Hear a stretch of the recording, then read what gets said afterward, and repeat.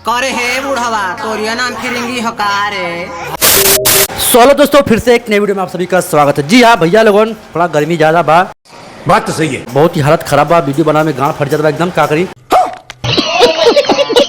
लेकिन बनावे पड़त बा। ठीक तो भैया सोनू का एक गाना आया है प्रयाग म्यूजिक से। जी हाँ, आज कल आ गला, हम एक दिन पहले बनाओ जो ने गाने का नाम बा बेटी पर सोहर। जी हाँ, गाने को वही सोनू राजभर और सेवक राजभर गाए हैं।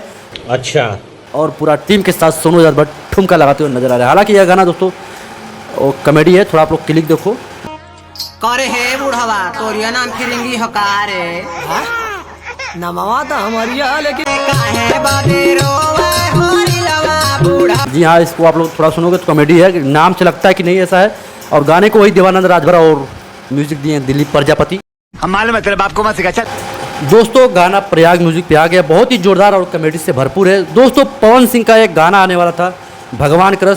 भगवान का दास तोहरा लइका के एगो लइकी मिले तहरे जैसा।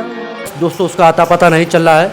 और दोस्तों, एक गाना आया है यस फिल्म से, जिस गाने का नाम है सुनिए राजा। जी हाँ, गाना आ गया है, आप लोग जाइए देखिए और ढेर सारा प्यार से बदी। अरे बजाओ तो रहे गुलाबिया का भातारा बजाओ।